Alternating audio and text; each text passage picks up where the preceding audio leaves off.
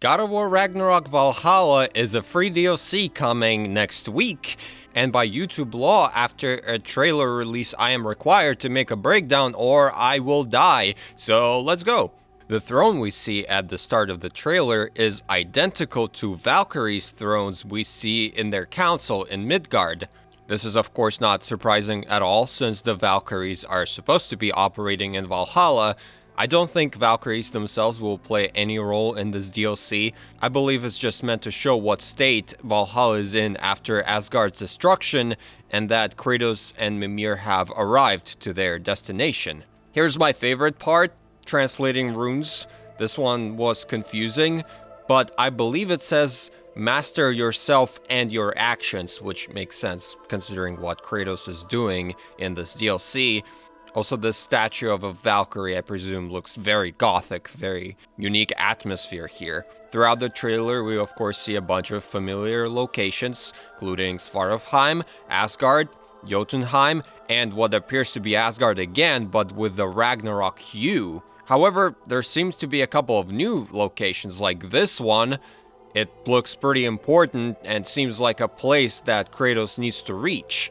And also in this shot, I noticed some kind of giant chain, which I'm not sure what that is about, but that is definitely going to be a very interesting visual. And also, just throwing this out there, a few people and myself thought that this might be a giant, but it's not. It's the giant dwarven statue that we see in the main game and retrieve a hammer for Durlin in one of the side missions. We of course see a bunch of chests throughout the trailer and the screenshots that are supposed to be giving us permanent and per run perks.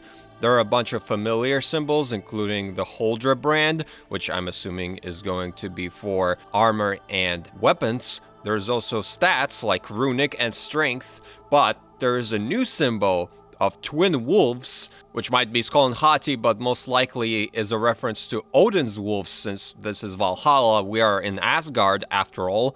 And also, interestingly, it looks very similar to the wolves in the loading screen for Ragnarok. Mystic gateways are back, and I am assuming that they're used to teleport to the next location and to the next challenge in the run. In this one shot, I noticed a raider with glowing red eyes. This is of course very similar to enemies upgrading themselves in New Game Plus, but this time the eyes are red, which might mean something different, most likely an enemy becoming stronger and more aggressive. In this shot, we can see Kratos attacking a Hellwalker with the axe like an idiot, because I guess he forgot that the axe doesn't really do much damage to Hellwalkers, and he has the blades with fire damage, but it's okay, Kratos. So I'm sure you noticed and are aware that there are a lot of references to the Greek games in this trailer and this reveal. First of all, the cover art for Valhalla is a direct homage to God of War 2, which is pretty awesome. Of course, the music that's playing at a certain part of the trailer is Bear McCreary's rendition of The Vengeful Spartan.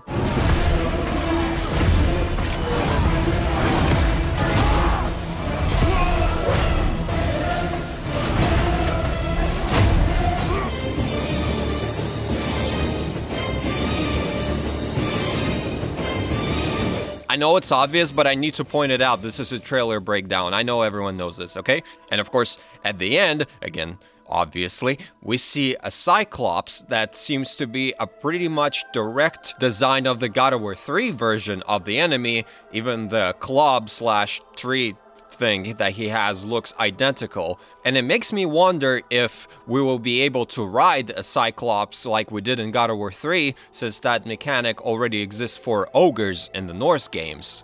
This dungeon that the Cyclops is in has Greek symbols and Greek patterns, which signifies that we're apparently in the Greek section of the run. It's very easy to start speculating about which locations and which Greek characters we're going to see, but keep in mind that this is a free expansion, so I will personally not expect much beyond some familiar and iconic Greek enemies like the Cyclops and Minotaur and so on. We don't even know if there will be bosses in this DLC, but if we do, I will at most expect an appearance for Ares and Zeus, but we will have to see very soon.